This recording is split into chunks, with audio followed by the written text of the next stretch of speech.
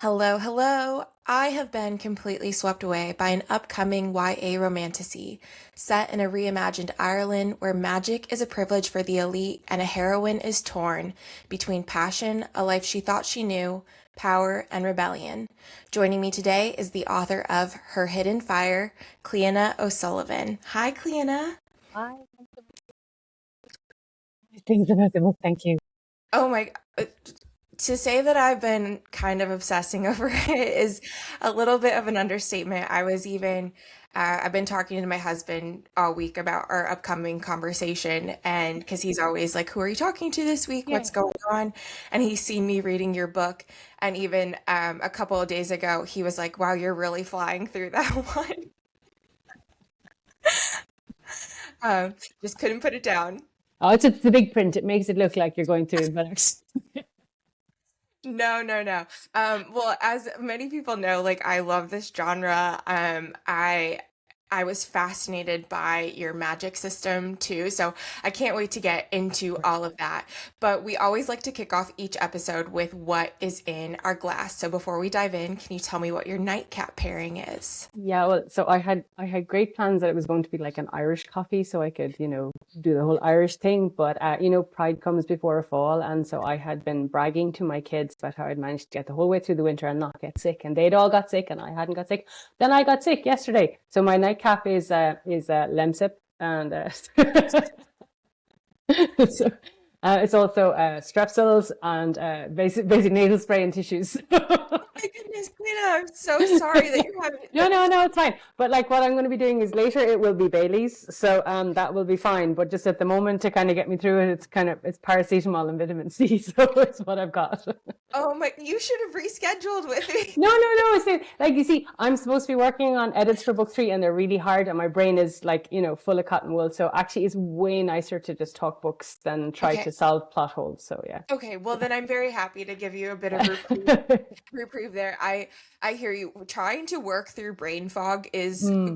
the worst. It's horrible because you just feel so kind of my brain. Why will you not do things? No, So yeah. that's why you're there. This is your purpose. Exactly. What is even the point of me if I can't get to the end of the sentence, kind of thing? Yeah. Okay, well hopefully nothing too difficult here. We're just Oh, going to talk all about you and mm, about your book that's already about to come out. So hopefully yeah. no hard thinking with that one. But first, I would love to know what was the most recent book that you read that you couldn't put down? Okay. So this the most recent one. I just finished it. It's Anna Karenina. Beg your pardon, because apparently you shouldn't stick the A on the end. So, but like this isn't meant as like a brag. It's actually because I am someone who is a really bad sleeper. So, and I discovered that if I read like contemporary exciting books at night, then I don't sleep, because even if I put the book down, my mind is racing.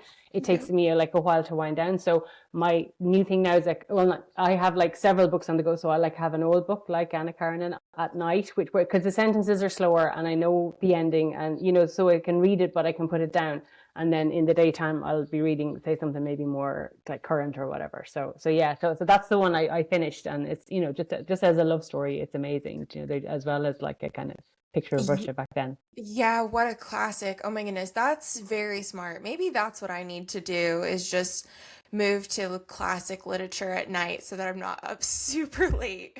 And It's just my it's slower. It's not like it is still really gripping, but it's just the sentences are longer, the pacing is a little bit slower. So and because I'll try and pick something that I have read before, even if it was years ago, so that then there isn't that sort of page turning thing of I need to now stay up till 4 to find out how it ends, kind of thing. You're So yeah. right. And my brain does the same thing where even after I put it down, my mind will race. Exactly. So yeah, it's not even like sometimes I will actually manage to be disciplined and put it down, but then I'm just lying there staring at the ceiling in the dark. So yeah, so that's when I started this kind of split, like where I have like a bedtime book that's a slower book, and that was what I was reading like over the holidays and into January, kind of thing. So yeah. Okay, very, very smart. Is there a book that you always recommend whenever anyone asks what's your go-to recommendation? Yeah, I think because it's funny because my eldest is 18 and she's just started studying English in college, and so I'm kind of noticing what are the ones I'm trying to like push onto her. So, because I think that's a bit of a tell. Do you know the way, like if you're following your child around the house going, you need to read this. So, but yeah, no, Cloud Atlas actually for me by David Mitchell. I really, really love that. Like I've done a couple of podcasts, and I always say that like Ursula Le Guin as a fantasy writer, it was a huge influence on me, and she was also a huge influence on him, David Mitchell. And Cloud Atlas is such an interesting study of power, and it's two things. It's kind of like it's nested stories, which I seem to have a real weakness for. Like I love like Possession, and I love Cloud Atlas, and I have a few books like that I realize afterwards it's actually that they're kind of nested and different timelines and stuff. So I think I have a bit of a soft spot for that. But then specifically Cloud Atlas is also just such a study of power, which obviously, as you probably would have seen from Her Hidden Part, is something I'm really interested in. Yes. So like it really affected me, Cloud Atlas, when I read it. So it was one of the ones I did like stalk my daughter to read. So I think that's one I would recommend. Okay, well, I'm going to take that too, and because I clearly need to read that as well. I have a similar fascination, so I'm going Yeah, to put that on my yeah. list. Okay, perfect. Yeah, they made it into a movie like a few years ago with Tom Hanks and stuff in it. But I do think the book is, obviously because it has like way more depth in it. So yeah, sorry movie, Very, but yeah. very good. What would you say your go-to beverage is when you are deep in writing, or like you said, you're deep in edits right now? It's tea. Yeah, yeah. No, it's like tea, or in the mornings maybe Diet Coke if I need like the caffeine hit to just get going in the mornings, because I cannot drink coffee. I have tried because it is way cooler. But no, sorry, no version of coffee works for me. So if I need a caffeine hit, it has to be something like Diet Coke or tea. I haven't had Diet Coke in forever, but I love Diet Coke. I almost caved. I was traveling like this past weekend, and I was very, very, very close to caving and having Diet Coke because I was like, oh, it's been so long. It sounds so Yeah, good. I'm yeah. tired. Um, I didn't do it though. I treated myself to an almond croissant instead. Okay, well there you go. Well, that sounds like a good choice. So. Um, would you prefer like cozy coffee shop or tea in this case to like write or read, or the comforts of your own home? So I do go out to read. Like most of the book was written either. Actually, it's funny because a chunk of the book was written during COVID, and I wrote it in my car. So that's how reluctant I am to write at home. So no, but like what I find is that like I'm a lawyer, like my day job, and I have three kids. So and I work from home quite a lot, and do a lot of Zoom calls and stuff like that. So I kind of associate home with both being a mom and also being a lawyer. So I sort of needed like another space that doesn't have a dishwasher or a washing machine in it, where I don't have any like anything pulling me, like any jobs pulling me, because I can just go to a coffee shop, and once I'm there, I'm writing, and I kind of go to like my local ones where they know me at this stage, so they sort of put up with me, that kind of thing where they clear up around you, and they put the chairs on the tables, on all the other tables, but they leave you, so I love that you mentioned them in your author's note. You're like little shout out to all the coffee shops that help make this happen. So yeah, it was exactly, yeah. very, very cute. Um, and I can definitely get that, like needing the separation. Because I work from home too, and Mm, so sometimes just being in the same like four walls, you're like, I need out. I need yeah. inspiration. I need, even if there's little interaction, if I'm only interacting with a barista or Mm, anything at the coffee shop, but you need something that separates this workspace from anything else that you want to do. It gives me like creativity and freshness. So I completely can relate to that. Your story obviously pulls a lot of pieces of beautiful, wonderful Ireland. I say all that, and I've never actually been, but it is a bucket list place for oh, me. So, what are some of the key places that you would say like inspired the world that you created? yeah, so I was basically incredibly lazy and just stole a bunch of real places and thinly disguised them. Sometimes not too thinly at all, actually. But partly because like I'm a places person, and I do, I feel like a really strong pull or affection or whatever you want to call it for places. So, and because I think when you're writing fantasy, and specifically, certainly for me, writing fantasy, part of it is about trying to create a sense of wonder in the world. You know, like as in trying to kind of convey that you think this world is really cool, and I think if you're writing about places that you love yourself, hopefully some of that will come through. You know, obviously I didn't have enough skill as a writer, so I just had to write about real places and hope that would come true. But like, so for example, there is a real island of Lambay, and I used to, on my commute to work, I used to, like, along the Dublin coast, the east coast, I used to drive past it every day. So, you know, it was kind of out the corner of my eye, kind of going, it looks very cool. I am definitely going to use that someday. Then there's a castle called Argyllin Castle, which again is on the east coast, north of Dublin, and it's this really cool castle. I literally just stole it for the book, because there's a bit in the book where she kind of arrives at the master's house, and she's at the top of the hill, and she's looking down this like steep slope, and the castle is in front of her, and the sea is behind the castle. That's just me describing Argyllin Castle. That's what it looked like. So I literally kind of took Argyllin and transplanted it to Lambay, and then like logged off early for the day, and kind of my work here is done. You know. But then also I grew up, the Blackstairs Mountains is a mountain range down in the south of Ireland where I grew up. So I just moved them north because, you know, I wanted to. And then they're the mountains. So they're called the Blackstairs. So I kind of imagined that each mountain was just called a step, and, you know, and then Mount Lane is the big mountain there. So yeah, and it's the same in like book 2, say, like there's other bits of Ireland that I'm kind of stealing for that as well. So, you know, I have no shame. No, I have to say, do it. If anything, you made me even more fascinated, intrigued by it. The Black Stairs, for example, I was immediately like, well, I need to know about the real Black Stairs now, and I'm Okay, going down yeah. this rabbit hole, because I live in Florida, but I'm definitely a mountains person. Uh-huh. My husband and I, every year, we make a very conscious effort to get to new mountains. Oh, And so fantastic. immediately I was like, well, I need to know more about these. So Yeah, I'm going down.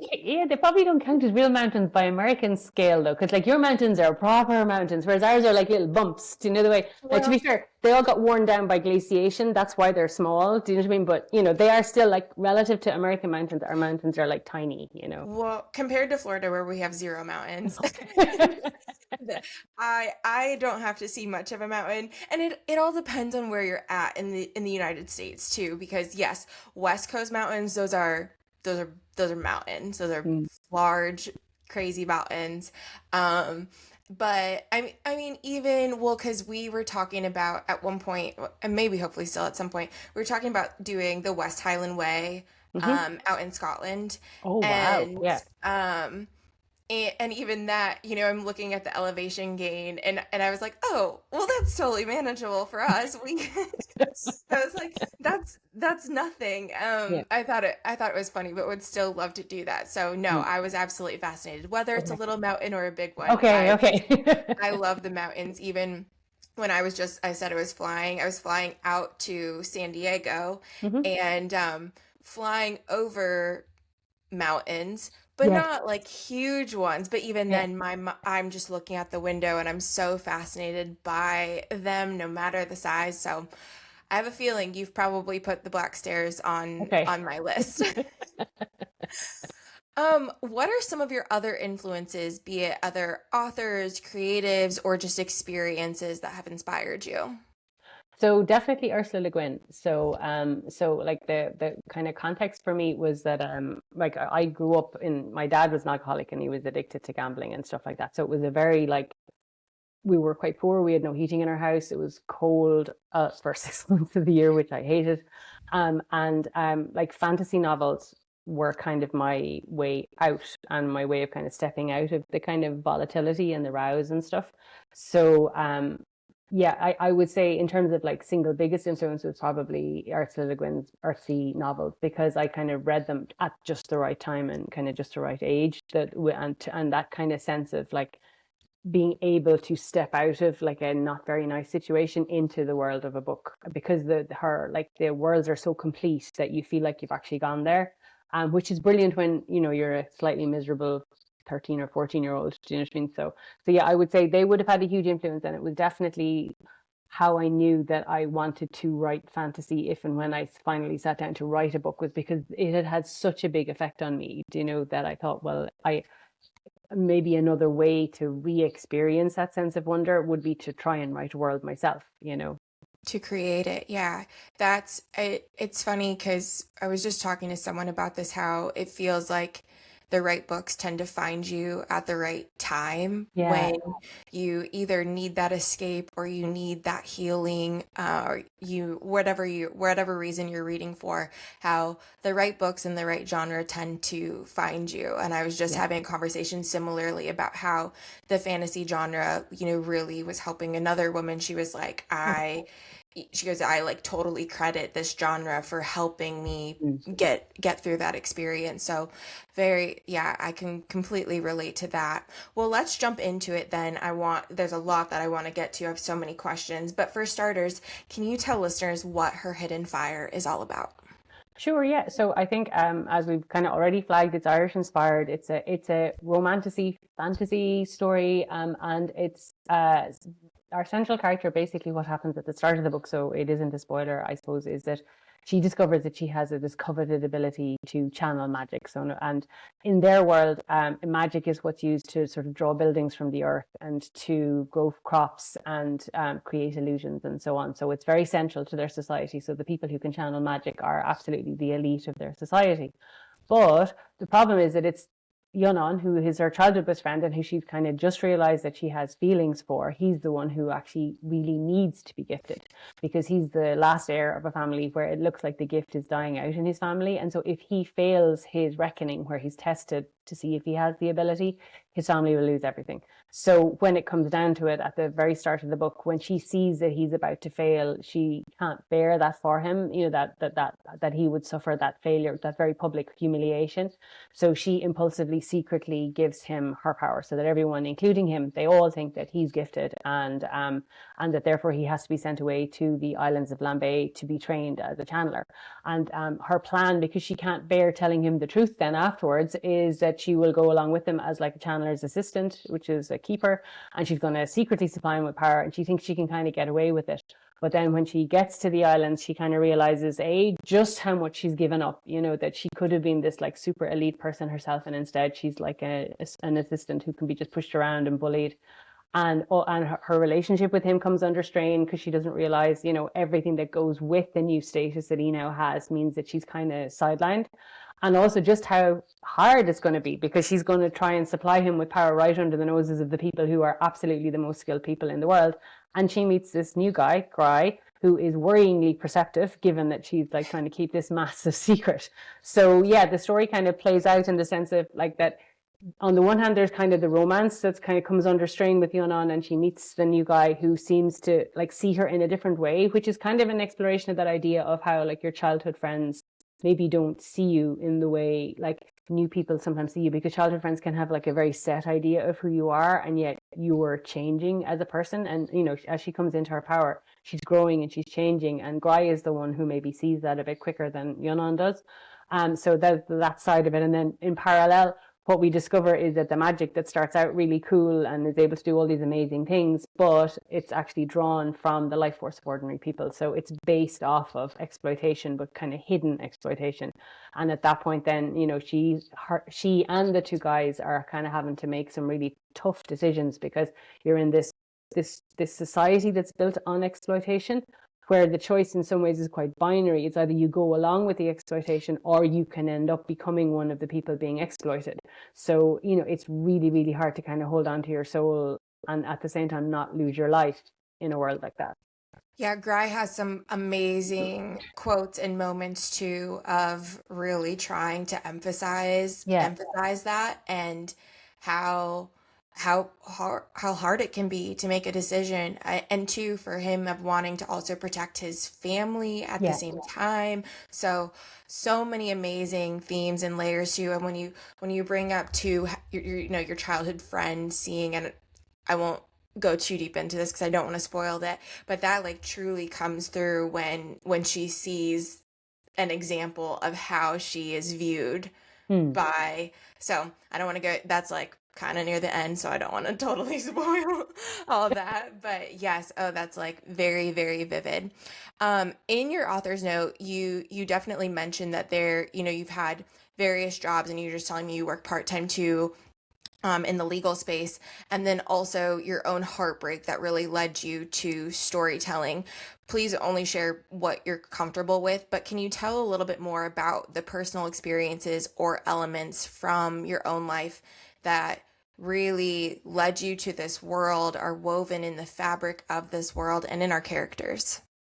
Yeah, so I suppose as I already kind of mentioned earlier, and the thing is that I have absolutely no problem talking about this stuff because, like, when I was growing up in Ireland, it was what made it harder was the fact you weren't supposed to talk about the fact that your dad was a local drunk and that he had a bunch of gambling debts and he owed the local pub owner a load of money for gambling on poker. Everybody knew it, but you weren't allowed to say it. So, kind of when I got older, I just thought, like that. I'm just going to be honest about it because I didn't do anything wrong in any of that. You know what I mean? So, why should I be ashamed of it? So yeah, so no, I grew up, we were kind of broke, and I actually was just like a cliche in the sense of if you look at the literature on like kids of alcoholics, the eldest daughter often kind of tries to fix everything. Do you know the way? So they try to be perfect and they work really hard. And my youngest sister was 10 years younger than me. So when I was 10, I was like changing nappies and doing baby naps and all that kind of stuff. And I was doing the shopping, because my dad was gone all the time.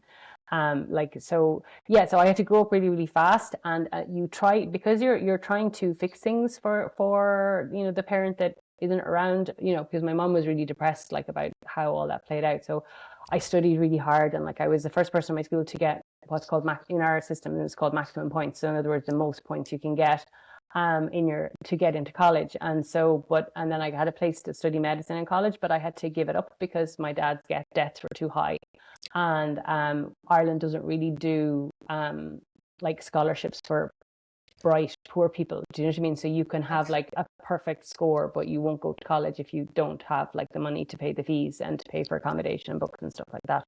So like when I was 16, I was basically like working in for £1 an hour, which is like just over $1 an hour in like a local restaurant, and cleaning up after prom, or we call them Debs, but cleaning up after prom Debs, like, so like literally stale I do Guinness know and vomit and from that kind Dairy of stuff. Girls. There you go. So yeah, so like I was 16, I was like working in a restaurant. I worked as a fruit plate. I picked strawberries. I worked in a factory on a production line. I worked as a boat hand. I worked as a singer. I tutored rich kids because I had high grades. So, people would like come to be tutored and that kind of stuff. So basically between all of them, I kind of saved up the money to put myself through college after a couple of years. But, obviously that experience of being that kind of like very low wage stuff that, money you can't live on. I mean, I was only able to do it because I was still living at home and like just saving every penny that I got for college. But yeah, just kind of realizing how much of our society is structured on those kind of exploiting younger, poorer, more vulnerable people, and then like the person who's doing it is maybe celebrated as the local big man or this kind of great entrepreneur, when really it's just this tired old trope of like exploiting people and paying them below minimum wage. So I kind of right from then on, and then like I did law, but I didn't want to do law, but I was again still trying to be the good daughter who kind of did the sensible job and got the steady income and stuff. And again, like it's no secret that like trainee lawyers in like corporate law firms and stuff, you get worked crazy hours, for years. And so again, it was just that exploitation side to it again. So it was pretty clear to me in one sense. In fact, I probably would have been a bit stupid if this penny hadn't dropped of me, but just like how much some people's wealth is built on exploitation. And so I wanted to kind of build that. I thought it would be cool to have a fantasy world where that exploitation is made explicit. So in other words, instead of just like using your labor, they're actually just literally drawing the life force out of you, so that there's nothing left over for you to have any kind of quality of life at all, because all your energy and all your life is going towards literally just feeding yourself and keeping a roof over your head. So I wanted to do that world. And then also, for what it's worth, like the kind of central question for me in writing the book then was kind of, we have the takers. So we have people in our world like who are takers. So they're quite happy to exploit people. They have no problem with it. And then they get wealthy and they get powerful and they get celebrated. And then you have givers. So these are the people who are like the nurses and the firefighters and the teachers and all these people who just give of themselves. And they never get rich or powerful and they never get celebrated, but they give of themselves anyway. And I just sort of thought, I wanted to write a story where, like, in a world of takers, the central character Aya is a giver. So she, gives her ability to Yunnan, and she means really well when she does it, even if it's like kind of stupid. But she's a giver and she means well. And almost like that question when I set out to write the book was like, can I write a story where the giver wins out against the takers? And I didn't know if I could, like I didn't know how it was going to end when I started, but it was just, that was what was troubling me, when I set out to write it. It's just like, why, the world is set up so we celebrate the bad guys all the time, So, yeah. It is, to me, it was interesting too, like the layers of sort of the villain side, the people that are taking. You have the ones that are exploiting and know they're exploiting and don't care. And it's at this point, it's the status quo. And so they're very much like, we're not breaking this. And then you have the people too that take, but they don't necessarily want to publicize the way that they go about it too, but it's still, but they're like trying to hide that. So you had those layers and that complexity too of sort of this elite group. And then I could see too, where to your point, like, can I write a story where the giver sort of wins in the end? And it's like, in our real world, it doesn't necessarily seem that way. But I also think that that is what is so refreshing and so powerful about the fantasy genre, is that we read, most of them, obviously this is a generalization, we read a lot of fantasy because like in the end good somehow prevails, or we in some way, shape, or form, even if there is heartbreak or anything along those lines, like good tends to prevail in that. And two, I mean, I love seeing Aya, like her growth in this first book alone is incredible. She's so, you can feel every single choice that she makes and the struggles that she has too with how to go about them.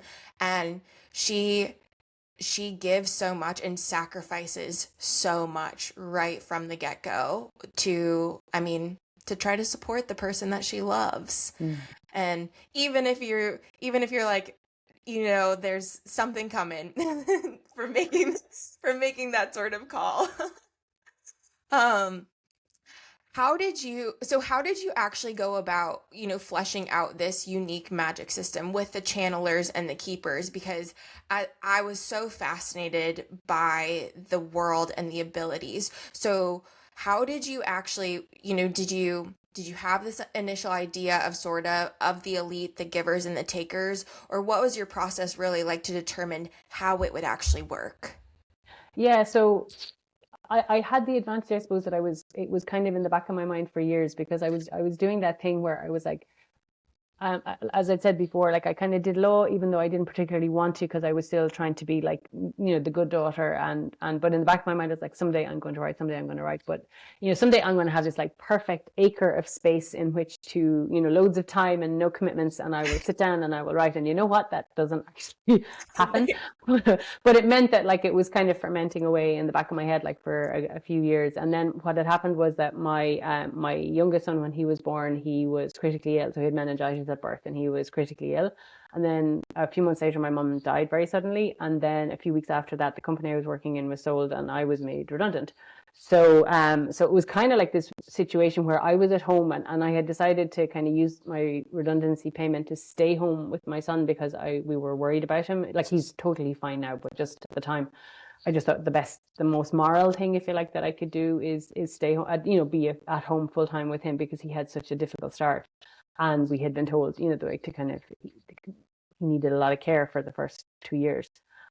So I was at home, but that wouldn't necessarily be my thing, and I was dealing with grief, and I was unemployed for the first time since I was 16, which, if you come from a poor background, you're actually very itchy and very anxious about not having an income, So I was kind of like, this is all a bit too much. And I remember saying to my husband, like, I just need a night away to just try and clear my head a little bit, because if you're breastfeeding a baby and your parent has died, there's no downtime. Do you know what I mean? Because it's just, the way I used to say is, you have to recover on your feet. You don't ever get to like stop. So I said, I'm going away for like one night. So I went away to this fancy hotel with breast pump in my bag, and off I headed.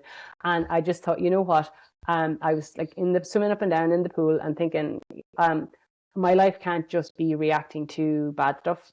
I have to be able to also find some joy, and that was remembering Ursula Le Guin and reading the Earthsea books and thinking, that was how I coped when stuff was bad when I was a teenager, and maybe if I try again now. So I had the idea for the exploitation, and then just literally the idea of the first chapter just dropped into my head while I was swimming, and I just like got up and scooted and literally sat in the hotel in my dressing gown and wrote like out by hand like the first chapter. Do you know the way? So it's just that thing that happens sometimes, I think, when you're carrying something around for a while, and then at some point the universe just goes pop, and it just, you're ready to go. And in my case, I think it was just because my brain was just going, you can't just keep putting this off, you need to do this now, because you need some to prove to yourself that there is beauty and joy, and you have the agency to try and create something that is beautiful as a counterbalance to all that bad stuff. So Wow, just what a cool and very powerful story. Yeah, I think um I love hearing from people when they, like you said, they've kind of had this idea cooking in the back of their mind, but then it's just an experience, or one day all of a sudden they see a scene mm. and the rest is history, if you will. It just pours out from there. So very, very inspiring, I would say. And Also, then lazy, because I just use things from the hotel. So like there's this bit in the description, the first chapter, where it kind of says that there's like a tree that grows up the center of the hall, and there's a staircase that goes around it. Well, that's literally the reception of the hotel that I was in. So like, so so I I was like scuttling past in my dressing gown, going, "Oh, I'll take that. I'll take that." I don't think it's lazy at all. I think it's resourceful. Hey, book and wine lovers, we have the best, all caps best news for you. Volume 2 of Bookish Wine is officially available to order, and we have a special offer to share with you. Use our new code NARRATIVES30 for $30 off Volume 2 at bookishwine.com. If you're new to Bookish Wine, it's a quarterly subscription club, or one-time boxes are available too, bringing a special edition romantasy book and artisan crafted bottle of wine right to your door. Here's what you can expect with the Volume 2 box. A special edition of Bound by Hearts and Stone by Lauren Sinatra, completely exclusive to Bookish Wine members. We're talking hardcover with sprayed edges, foiled details, character art, and more. Then you'll escape into the world with the boutique wine pairing, crafted to reflect the story's themes, characters, and mood. Plus, we know the artist design label will be gorgeous and complement the book. Now, here's another thing that's totally unique about Volume 2. You'll receive a free audiobook code. That's right, you'll be able to listen with your ear holes, read with your eyeballs, or both. Head to bookishwine.com and use code NARRATIVES30 by March 15th, 2026 for $30 off, and upgrade your reading nights with this immersive, unique bookish experience. Must be 21 or older. Please sip and savor responsibly. And then you have included so many of like the favorite romantasy tropes that we all who love this genre can't get enough of. So we have a true love triangle, if you will. Like, oh my goodness, the back and forth and just the yearning and the tension in all directions. I'm obsessed with it. We've got a magical academy. We have this extremely resilient female protagonist who is discovering her strength. There's political intrigue. There's forbidden magic too, because like her, Yeah. certain types of magic are not allowed. And so many different secrets. If you had to pick like a favorite scene or favorite element to book one here, what would you say? Oh, jeepers. That's a really tough one, because yeah, do I have a favorite one? I think I really like the scene in the boat with Aya and Gry. Um, so when they sort of start maybe being a little bit more honest with each other, and just he has a nice turn of phrase. I don't know how he managed that, but yeah, he has a nice turn of phrase. He was kind of like my Spike character out of Buffy, because in the sense that like I was originally completely against having a love triangle, because I had like, I won't name names, but like I'd seen some things where I thought that's not a love triangle, that's a love line, where the like central pairing is very obvious, and calling it a love triangle is no, I never thought she would go with the other guy, kind of thing. So like when I set out to write it, it was kind of like, it was more, at the initial drafts, it was more Aya and Yunnon, and Gry was just like the friendly sidekick.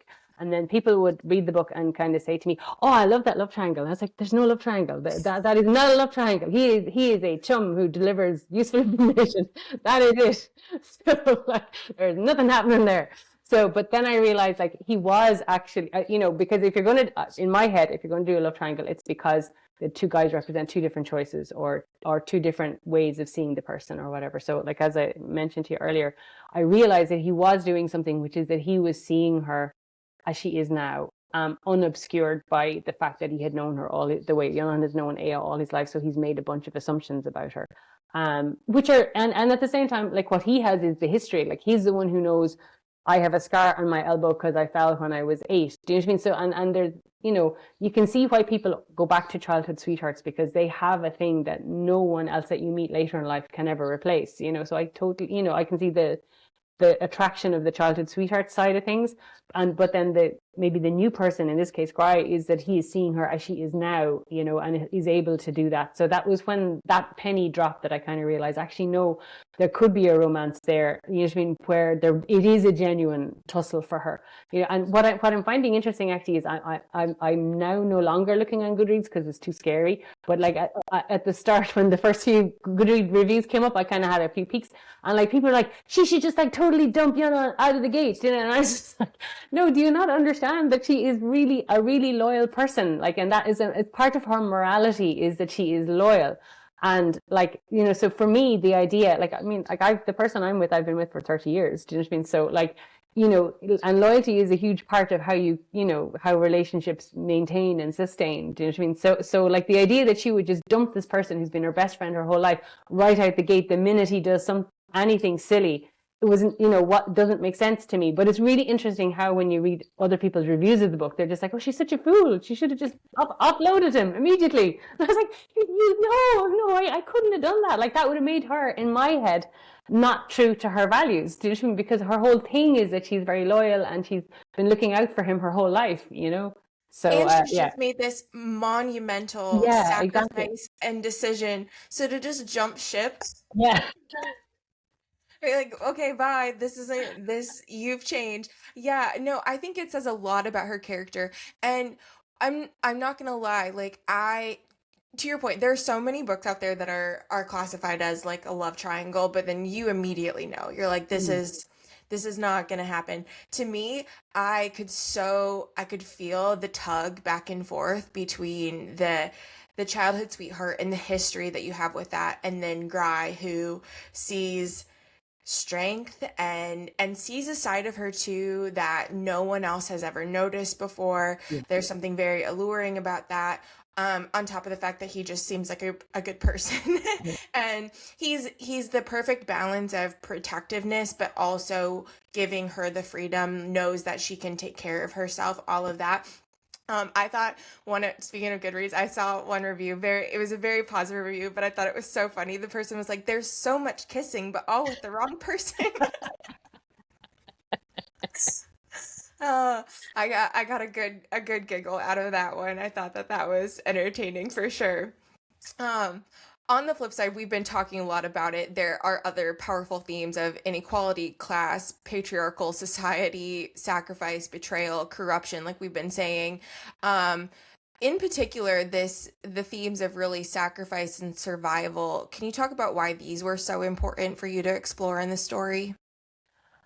Yeah, so I think partly because again, that was a little bit how I was raised. Like there was this kind of weird thing I think in Irish society that like kids were in the generation older than me, like that kids were like almost like instrumentalized in the sense that like kids would have roles, the way. So like I have an aunt who maybe was sent to live with her granny and looked after her granny and her uncles her whole life. Do you know what I mean? And like nowadays, the idea that you would turn to one of your kids and go, "Well, no, you don't get to go to college. You've got to go and live with granny and look after granny." Do you know? And I kind of was sort of like the tail end of that in the sense that like, I was put under like huge pressure by my mom. Do you know what I mean? Like she would literally kind of go, I'm going to probably die in the next few weeks. She would say to me when I was about 14 or 15, and when I die, it's your job to look after the kids. And here's some money that I squirreled away, and you will have to look after them because your dad can't be relied on. That kind of stuff. So like there was for me, like growing up, just that sense of like not being an individual, but just like part of someone who has a job in a wider unit. So you don't get to think about what you want for yourself really at all. You're actually just, you have a role that you're expecting, and because it's like sad and depressing and whatever, you know what I mean, that for your parents, that you kind of feel like I have to perform this role because they need me to. So that's why I think I was drawn to the idea of someone who would feel that like she at the start of the books, like, obviously it develops as books 2 and 3 go on, but I think, she was kind of raised to look out for Yonan and not have much of an identity of her own. Like, she's just like a sheep herder, you know what I mean? So she's not kind of expected or allowed to have any dreams, but Yonan is the one who's allowed to have dreams. So, which was kind of my experience as when I was younger. Now, obviously, like, I kind of grew up a bit and started asserting myself a wee bit more, but just that was my experience as a teenager. You can kind of be told by the adults around you that you have a function, you're instrumentalized rather than someone who gets to have dreams of their own. And that's why I thought it was interesting writing that story for Aya, that she doesn't get to have dreams of her own, and so it doesn't cross her mind that she could be the person who's the star. She thinks that Yonan is the one who's meant to have a life and be the star. Yeah, she's always felt the person that's the supporting character to Yeah, lift them up, yeah, help them shine. Yeah, you're bringing up a recent therapy session that I had where my my therapist was like, she was like, Brie, what do you want? And I was like, yeah, well, and then this, and she's like, you're telling me everybody else, but yeah, she's like, but what do you want? I was yeah. like, well, I don't know. And, Um, and and this is funny thing, right? Because like it's not like excessive individualism where you almost like act like you're not part of a family and you've no obligation to anybody is also no way to live your life. So I'm no. not saying that, but I'm just saying I think Aya's story was slightly being raised as the support player, rather than as a person who also has the right to have a dream of her own. And so she's only gradually, as the books go on, kind of realizing that maybe she needs to work out what she wants herself. Absolutely. While also learning so much about this world that she sort of thought she knew. Yeah, yeah, Now it's and now it has secrets and dark ones, ones that like to to try to grapple with. I don't know. I could definitely there were certain things that I could certainly equate and relate to just our real life scenario too of like learning something so dark and serious about your world and trying to then comprehend how do you move forward with that yeah, information, how do you yeah, change it, what do you do, and coming to an immediate decision. I think we all wrestle with that because we don't always know how to respond immediately, and so to see her too on top of all of the pressure that she's carrying for herself, yeah, it's a very, very powerful story. Well, with the book's release just around the corner from when we were talking, how are you feeling about this milestone? yeah. So like the whole thing kind of has taken about 9 years. So I'm kind of I kind of feel like that. I remember saying this to my husband the other day. I feel like a Wile E. Coyote in the cartoons. The bit where like he looks up and there's an anvil and it's about to drop on his head. So I do feel that I am not someone that gets to have something like this happen to me. So like even when I wrote the book, I got an agent and then the agent stopped agenting. Then I got a small publishing deal and the publisher went bust on publication day. So the book got as far as being printed and then it just got sat on a pallet somewhere in a warehouse in England.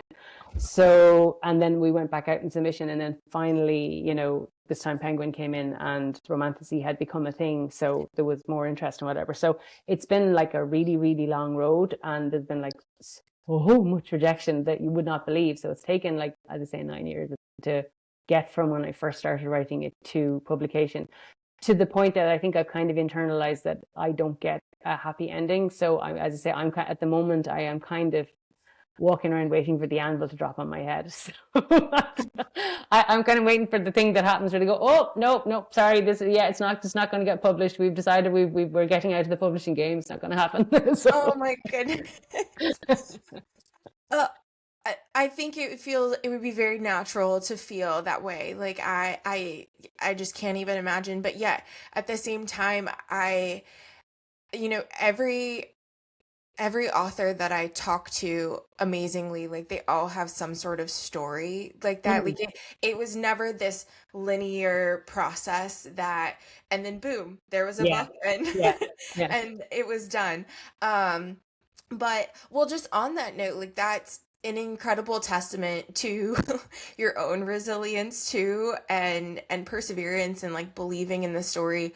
What advice would you have for other either aspiring writers or I think creatives and artists in general who have a dream, have an idea, and are maybe in the midst of that roller coaster? Um, I would say the one thing I learned about myself, I think, as time went on, is that you have to want to write more than you want to get published.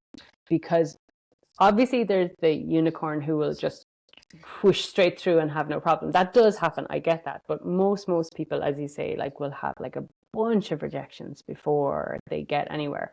And those rejections are so horrible, do you know? So like you have to want to write more than you want to get published to be able to keep going and to like open up your laptop or whatever. It's like I did a little book unboxing thing there the other day for Instagram.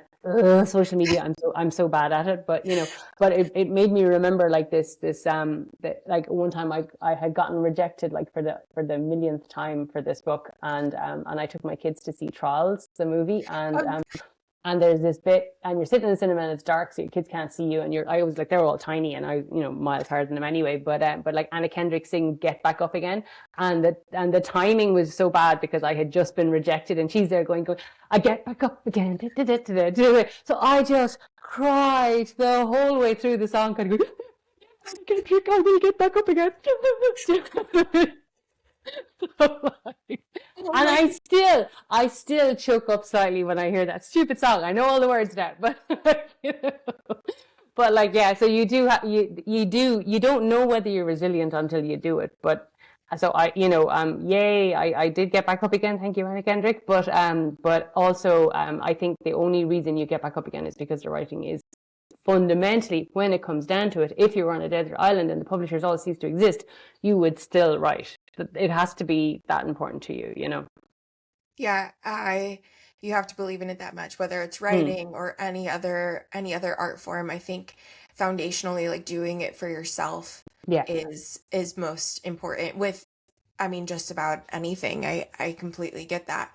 Well, looking beyond book one, because as Hmm. someone who has now finished book one and is going to be anxiously sitting here, Oh, they're um, doing the arcs for book two now, actually. So oh my yeah. goodness. Okay, so should I like email Olivia after I finish it off and be like, Yeah. oh, any chance you can send me book two?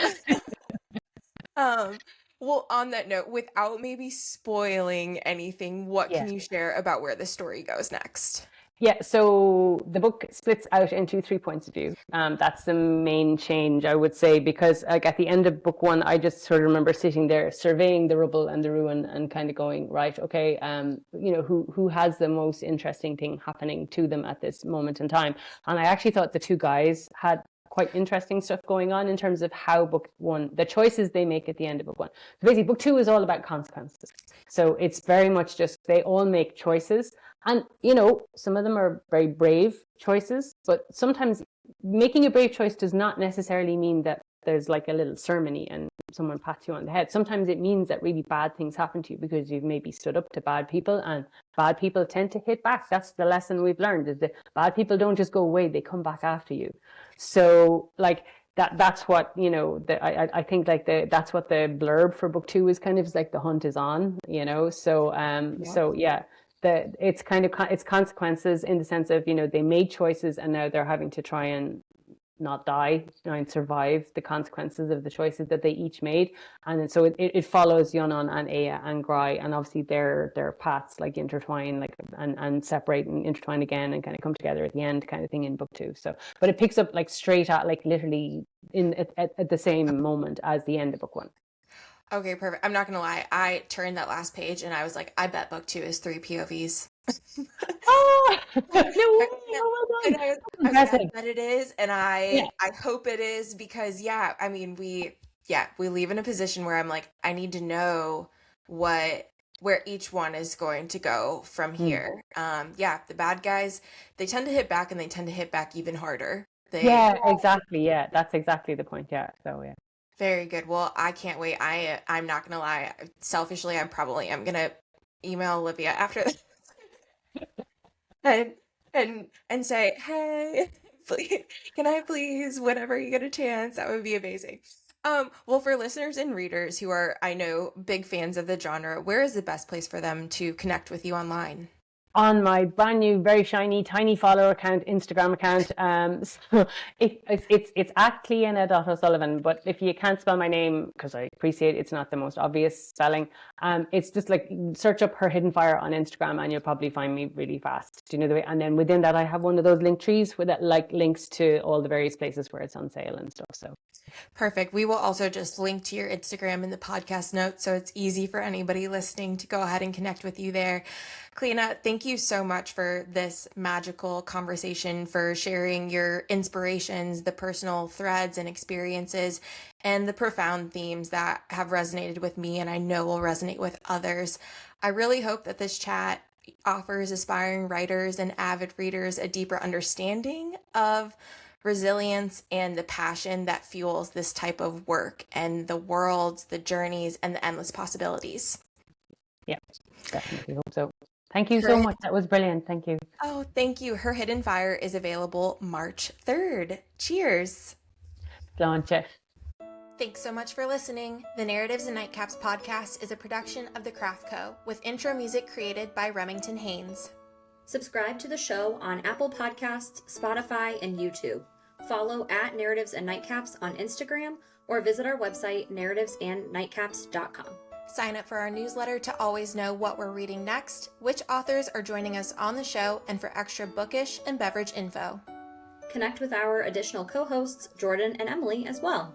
You can find me on Instagram at Cozy Reads and Sips. And you can find me on Instagram at books.bottles. Cheers! Cheers!